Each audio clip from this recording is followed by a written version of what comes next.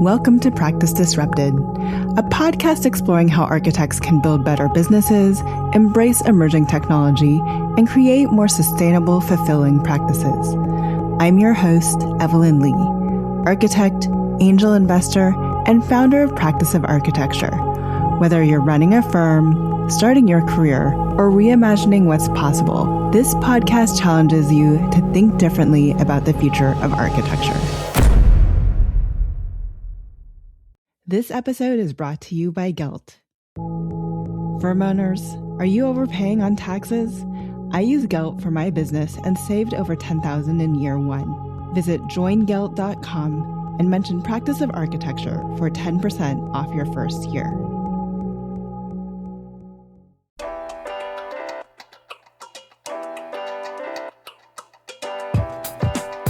Hello, Disruptors. Welcome to Practice Disrupted. Today, I'm sitting down with Joann Lui, an architect, entrepreneur, community builder, and content marketer who has quietly assembled one of the most interesting portfolio careers I've seen come out of this profession. Joann spent 6 years at Gensler in New York before making a deliberate move into the architecture tech world, doing content marketing for startups like Monograph and Testfit. Along the way, she founded the Women Architects Collective, a community now over 5,000 members strong. She launched the Mental Health and Architecture Summit. She built a personal branding coaching practice for architects. And then she did something that caught me completely off guard when she mentioned it in passing. She co-founded OIKA, a matcha company in New Jersey that is now the largest matcha refinery in the United States. Stone milling single origin Japanese matcha fresh in their cafes. What I love about this conversation is that Joann knew early on she was never going to start her own architecture firm. And instead of treating that as a limitation, she treated it as permission to build in every other direction. We talk about what it actually takes to open a brick-and-mortar business, how her architecture brain shows up in everything from cafe designing to sourcing philosophy, why she rejected the traditional side hustle of moonlighting on projects, and what it means to build a career that doesn't fit neatly into one box. Let's get into it. Hi, Joann. Welcome back to Practice Disrupted. I'm so happy to have you with us on season 12. Thank you. I'm glad to be back. So I think last time you helped me open up a season before, and then we've also talked a little bit about some of the things that you've been doing on the side. You're really known for your branding, building your own brand, and especially, I think, helping people on LinkedIn and your marketing background. What people don't know, though, is that you actually are a brick and mortar owner of a matcha tea shop, which is kind of interesting to me. You have lots of revenue streams coming in to kind of create this portfolio career you've created. For the people who don't know a lot about you and might just be hearing about you for the first time on the podcast, can you tell us a little bit about who you are and what got you excited about architecture? Yeah, for sure. So I am an architect. I still like to call myself an architect. I have been, in architecture for over 10 or even 15 years now, probably. And along my architecture career, I have definitely, like you said, done a lot of things. I have built the Women Architects Collective, which is an online community for women in architecture. I have do personal branding, work strategy, and coaching for different architects as well. A couple years ago, around COVID time, I transitioned into the tech startup world where I started doing marketing for architecture tech startups. And yes, now I own a matcha shop with a business partner and I'm doing that as well. So I guess you can say I am doing a lot of things. You're doing a lot of things. And I want to eventually cover all of those things. But I want to talk a little bit about your career path to maybe help us understand like all of the things that you kind of decided to take on. Many of them, by the way, as side hustles while you're doing your full-time job. And the interesting thing about the side hustles that you do compared to the side hustles that I think other people think about doing with side hustles, which I would call more moonlighting, right? These side hustles are really not necessarily project oriented per se. I think when a lot of architects think about side hustles or like doing projects on the side, what I like about your entrepreneurial spirit is that they're not projects. Like you said, they're branding, they're building a community, they're marketing, all using your architectural skills. So why don't you tell us a little bit about your architecture journey and what made you, I think the Women's Collective, right, was one of the first things you kind of kicked off. What made you interested in starting that? Yeah, I don't even remember when I started it anymore, but when I first started, I think there was not a lot of online communities for architects. And I really just wanted a community where all the women in architecture can support each other and give them resources to support each other. Because, this was over 10 years ago. And I think back then there were fewer women in architecture than what we have now. And that it was harder, especially in smaller firms, to find a mentor that you can relate to when there were fewer women for women architects like us. So I wanted to create that space. So that was pretty much, the first thing that I started. It's interesting you say that I never was really interested in, I knew going into architecture or along my entire architecture career that I was never going to have my own firm. Oh, that's interesting. Why was that predetermined? That only because I feel like a lot of people go in and they end up starting their own firm because they want to do like flexibility. So why never run your own firm? I don't know. I had just this gut feeling that that would never be something that I wanted to do. I think as when I was doing architecture projects, I loved designing and I loved, actually managing the project and doing all of that. I think I didn't like dealing with a lot of different clients and a lot of different projects going on at the same time. And that was something or even just like the business side of managing a firm, I didn't really care for that. So I don't know. I just knew that I didn't want to have my own firm, which I know is very different than most architects out there that want to have their own firm. So when I was doing my side hustle, it was never a thought for me to like do more architecture projects to try to build my own firm. So what about the business of architecture didn't get you kind of excited about starting your own firm? I think it wasn't really scalable. It was a very manual work that you have to do to get to a certain point in your firm that you want to go. So I guess it's very labor intensive and it was very, very much like a manual work that I didn't see the possibility of like scaling it into a bigger thing. Obviously there are gigantic firms out there that scale it to a bigger thing, but I think just by myself, I don't think I would be able to do it alone, at least. Not even with the technology available these days, but that's a whole nother conversation. No, I think now you can. I think back 10, 15 years ago, I think that was never in my mind that I think now we have the technology to do it. Yeah. Is that same mindset then ultimately why you left like what we consider traditional practice and went into tech? Or did you find that you really enjoyed the things that you were doing on the marketing and branding side, which kind of led you into new roles within tech? Yeah, I love marketing and branding. I think that was the main thing when I went into tech was the marketing aspect of it. Obviously, I do love the technology. I love the tech startup environment where everyone is into innovation and technology and all of that. But yeah, the main thing was that I really enjoyed marketing.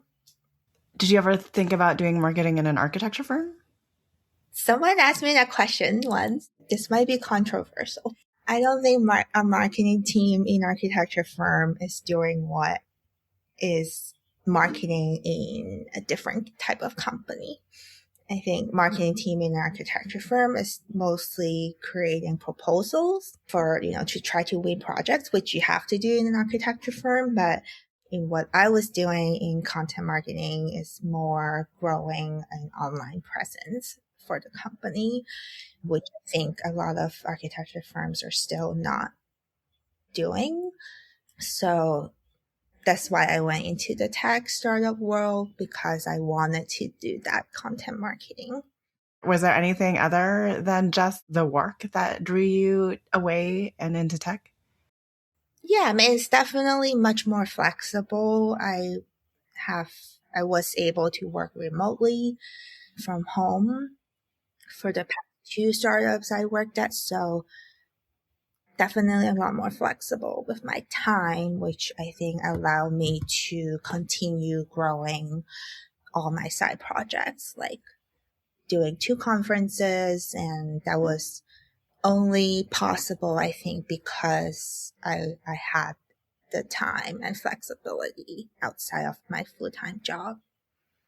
So let's talk about the one I feel everyone knows the least amount about, because I didn't actually know you were doing this until you mentioned it kind of in passing in a conversation.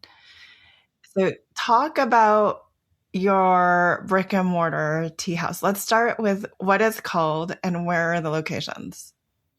Yeah, so we're called OIKA. We are a matcha company, mainly in New Jersey. So we have 2 locations, one in Lawrenceville, New Jersey, and one in Princeton, New Jersey. And we're opening a third one actually soon around the same area in Princeton. I haven't really talked much about it. I think when you're doing so many things, I think sometimes I'm like, I don't know how to talk about this. And I just don't talk about it. I think because it's so different than anything I've ever done that I have a hard time actually putting words to it to explain to people what I'm doing. Yes. I mean, I feel like this notion of a portfolio career and doing lots of different things is becoming more normalized, definitely outside of architecture. I don't know necessarily about within architecture, but having different revenue streams, doing a lot of things that, things that are definitely in your wheelhouse, but I think adjacent to that. But starting an architecture firm is hard. Starting anything brick and mortar, I imagine in my head post pandemic, where I still see a lot of empty space for lease, is hard. So what made you want to take this on? I mean, I definitely won't be able to do it without my business partner, because when I had my full-time job, he was doing it full-time and I was helping on the side. But I think what I find, I guess, similar to architecture is that because it's brick and mortar, it's like an actual tangible physical thing that you can see and touch. And I think that works with my architecture brain on like actually having a physical product and a physical location that people can go to. And kind of like I know a lot of architects would say this, but when you finally get your building done after 4 years, you get that fulfillment of like, that you feel fulfilled that you see your building is built. And I think having a cafe in a cafe setting is kind of like you're seeing the little moment every day of like 100 people coming in and they're getting a drink from you and they have that happiness every single day in these tiny moments.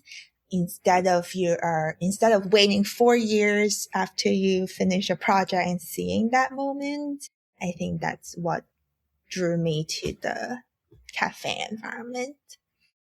So many different questions. So let's start with why matcha, and you guys are doing it a little bit differently. So let's talk about that as well. You and I have always been matcha lovers. So I feel like we were on the matcha craze before it became a little bit more obsessive. So let's start there. Why matcha? And specifically, what are you guys doing differently with how you're sourcing matcha? So we source our matcha directly from Japan. And because Mark is extremely obsessive about the farmers and the craftsmanship behind the tea, so he's met some of the most important tea farmers you can find in Japan to bring their tea here. So we focus on that. We call it single origin matcha. So similar, if you think about single origin coffee, is one source, one cultivar, one farm. Similar to that, we bring that to America from a matcha perspective. And then we mill all our matcha fresh in the cafe. So we have these traditional stone mills that we grind the tea leaves into matcha powder. So you're getting the freshest matcha latte you can get. I think the idea behind it was more like we want to support these farmers, but interestingly, the tea industry in Japan is actually dying because people are not drinking traditional tea. Japanese people are actually turning into coffee. So if you go to Japan right now, you can get the best coffee there is. Oh, I had no idea. I was excited about the matcha when I was in Tokyo last year. Yeah, they're not drinking matcha anymore, and bringing that here to America kind of help the farmers. But isn't there a matcha shortage? Yes. So where does that dynamic play in with the fact that they aren't drinking matcha in Japan? So the matcha shortage came really from outside of Japan, like all the other foreign mostly Western country that's growing obsessive about matcha. But I think it became a problem because everyone is obsessed with getting the highest quality matcha, but putting it in a matcha latte that you actually don't need the highest quality matcha. So the matcha shortage is really that dynamic of everyone in the West thinking they want the best when they actually don't need the best. If you just get a regular culinary grade matcha, you can use it in your ice cream and your cookie, you don't need the best. So I think that dynamic is just a different way now of what we are seeing. But you guys are getting the best.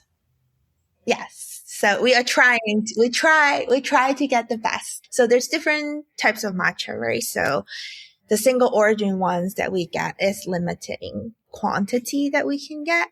And because we have built really direct and personal relationship with all the farmers, they're allowing us to buy it. Not everyone can buy it. With some of the farmers, they only sell it to us in America, just because we try to build that community and relationship with them. Time for a quick break from our sponsor, Gelt. Stop reactive filing. Start proactive planning. Gelt provides year-round CPA support with entity and payroll optimization tailored to your firm. Save now at joingelt.com. Mention Practice of Architecture for 10% off. What does that mean for your ability to scale the company in the future then? And do you want to scale it? Yes. Our goal is to have many, many OIKA around America. Yeah, that is definitely something we are constantly working on, is sourcing where can we get matcha, which is why Mark, my business partner, spends half a year in Japan every year just to continue building the relationship with different farmers to make sure we can get the material.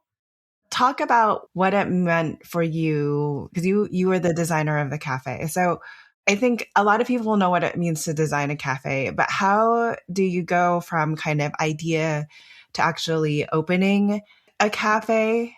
And even what does the funding or financing kind of look like behind that? And how did you identify your first location? Let's talk about all of those things.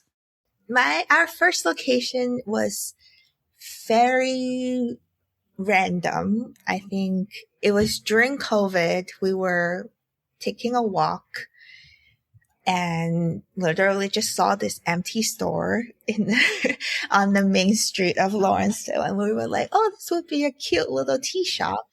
So we reached out to the landlord, and, the rent was not that crazy because it was COVID time.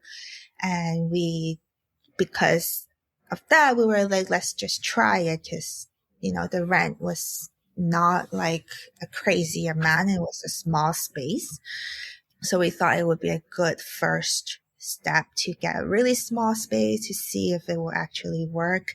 The idea actually was just to have a tea shop, and maybe 5 or 10 people will come in every day. Like, we had no idea what this was going to grow into.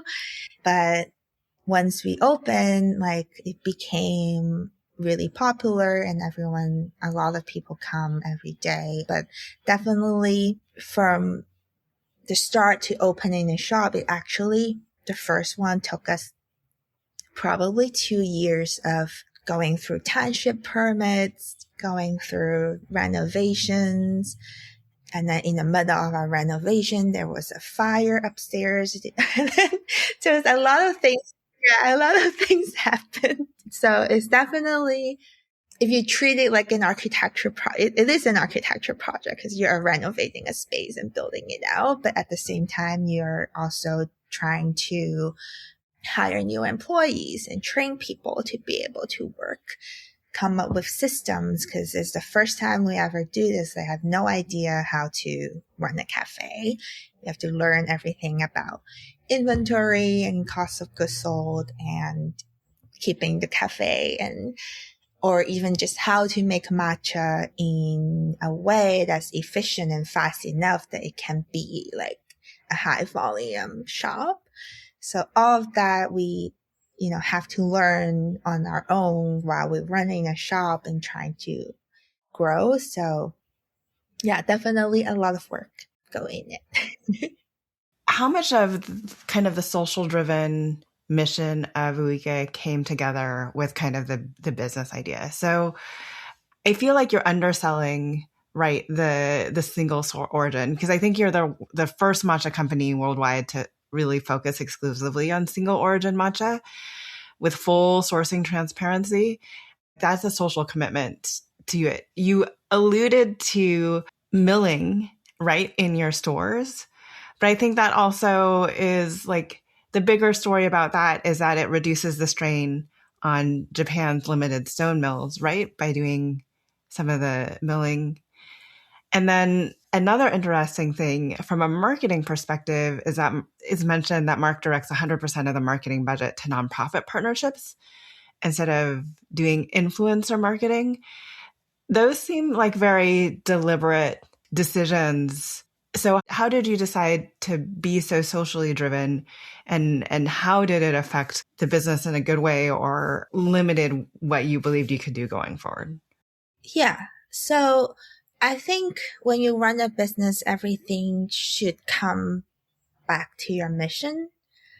I know in the branding world, people are always like, you need to have a vision and a mission. And it's actually really important when you actually run a business, because there are a million decisions you have to make. And if you don't have that mission, you're like, well, do I sell the matcha?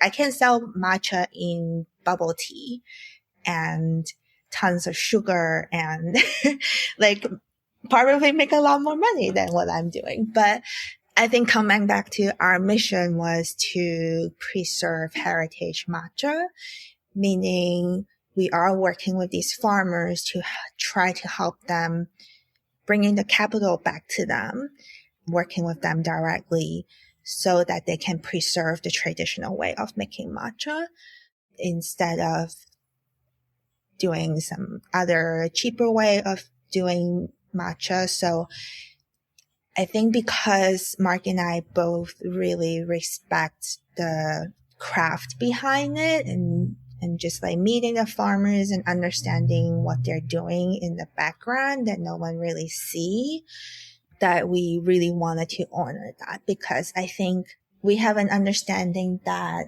without the farmers, we wouldn't have the matcha that we serve our customers. And while we are like a matcha brand, we are serving the matcha, we're not the one that make it.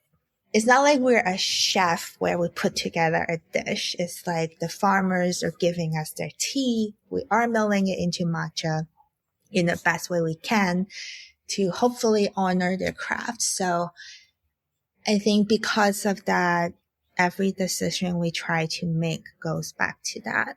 Serving single origin matcha, doing matcha milling in our cafe so that it helps the farmers sell more tea.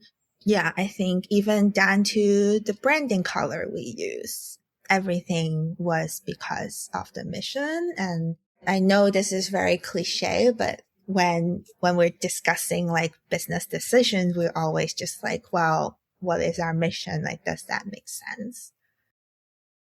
So you alluded to a lot of things about inventory, staff schedules, creating procedures, because this is the first thing, like the first time you've done it, especially with your first store. So there's really fundamentally different challenges to running a brick and mortar matcha cafe than working in architecture or even in tech. What has been the steepest learning curve for you, and where do you go to learn how to do these things? I think the most challenging part is probably staffing, because it's a cafe, there are a lot of people that come and go, like employees wise, right? No one is gonna be a barista forever. So there are a lot of students, a lot of people part-time that come and go. So learning how to manage all of that going on is definitely a learning curve. Learning how a cafe business model work.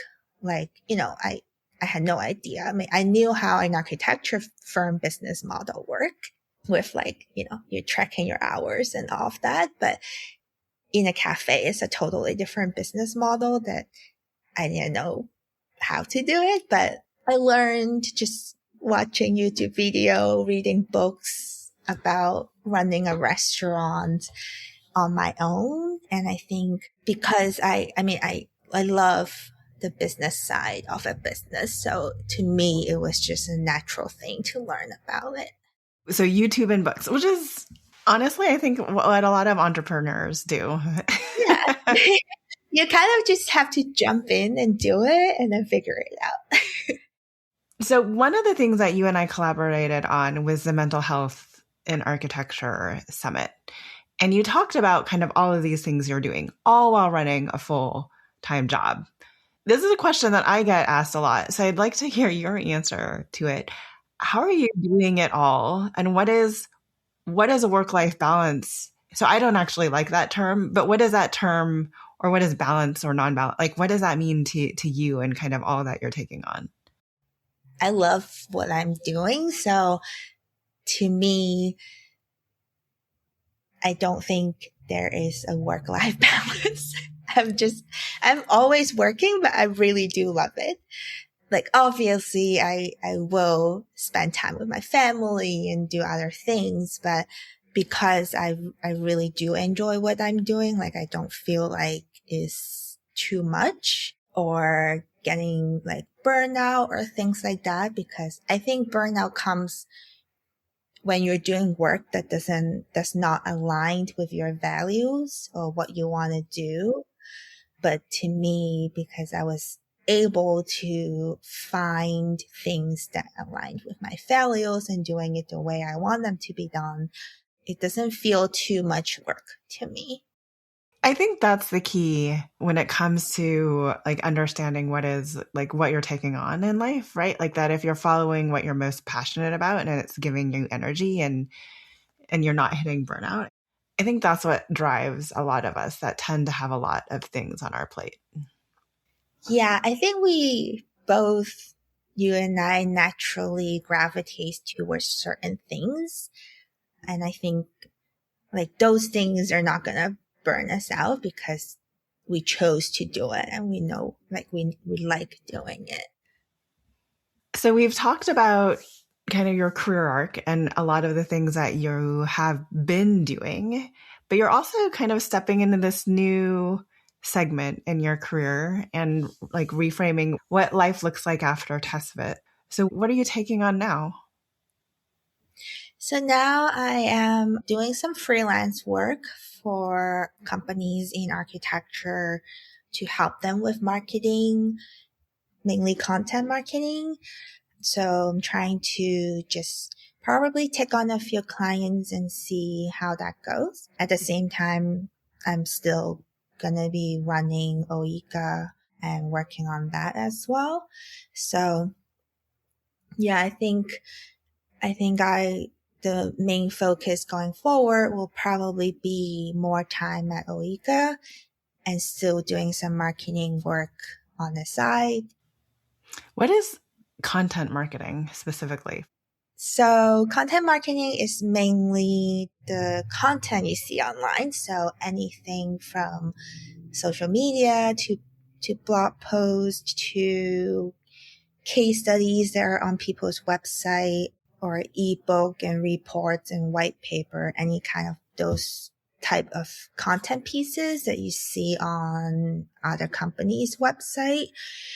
And the main purpose of content marketing is to drive the top of funnel and drive leads to your website so that people will fill out a form and then grow your pipeline. So if, let's say in the in the marketing world, that I don't know if most people know this, but there's a thing called a funnel, right? So if you imagine a funnel, the top is wider and then it goes smaller. So content marketing kind of sit at the top where you're trying to get a lot of eyeballs and a lot of people seeing your website or your social media account and then driving them down the funnel to become a client of yours.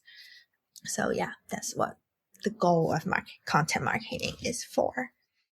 I know this sounds simple to you, but I feel like there's going to be people that are listening and it's going to be like, what does it mean to drive somebody down the funnel? Yeah. So for example, if you are a architecture firm, just as an example, people go to your website and maybe they searched a random term on Google and say residential architect in New Jersey, and they randomly went to your website. On your website, usually you have a form that people will fill out and then they want to talk to you. That's like driving them down the funnel, like basically trying to push them to contact you so that you get a lead in your pipeline. And then you get on a call with them. You try to figure out what they are trying to build. And then you send them a proposal, right? And then they decide if they want to work with you. So the process of before you're going into the proposal part of how people are finding you into to contacting you, and then you giving them a proposal and then they're signing it to you. The whole thing is like a funnel in the marketing world, and you're basically driving them down that path. So it sounds like you want to take on some new clients. It sounds like, where are you with the branding stuff, the personal branding stuff? Is that still something of interest to you, or have you kind of more firm focused now? I'm kind of focusing on the content marketing a little more now and the matcha business. So I haven't really taken on much like branding or coaching clients. But if anyone contact me, usually I'll talk to them and see what they need and see if that's something I can actually help them with. But yeah, I'm trying to narrow my focus a little bit and see where that goes.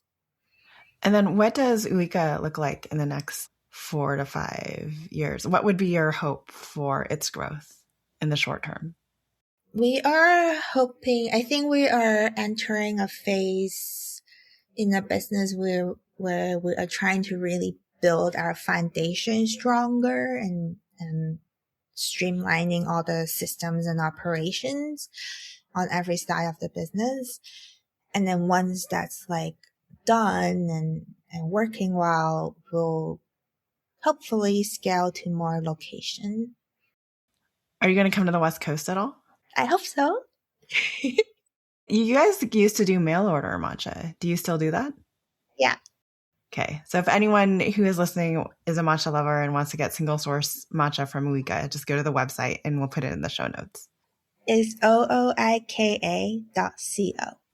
If there's an architect that's listening to this thinking, I have this idea for a business that has nothing to do with buildings, or maybe it does have to do with buildings, but it has to do like starting their own something else. What would be your advice to them? And what would you tell them to start to do? Like, what would you tell them to do this week to begin to take action on that idea?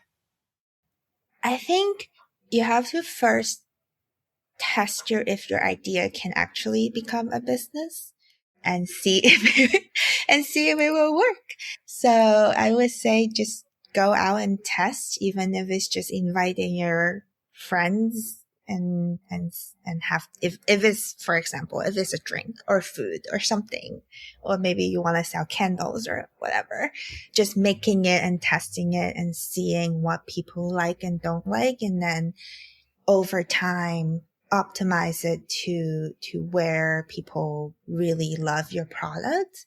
I think that process is sometimes like the testing and changing and doing all the researching. That process is sometimes missed in starting a business because, people just want to jump in and do it, which is totally valid. But like when we first started, we tested so many different recipes. We tested every single type of oat milk out there to find the best one to pair with our matcha, and trying to hone in your product and do it that way. But at the same time, don't keep thinking about it in your head, like make it into a real thing and then present it to someone in your life that will give you honest feedback and start from there.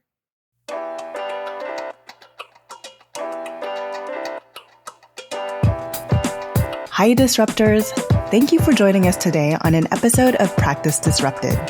If you like the content for today's show, you can find all of our past episodes over on practiceofarchitecture.com/podcast. Be a part of the conversation by joining me, our speakers, and other disruptors in our community at practiceofarchitecture.com/community. Our social media handle is Practice of Arch. That's Practice of ARCH. We'd love to hear from you, so feel free to drop us a DM and say hello. Tune in next week for a new conversation on change in the profession.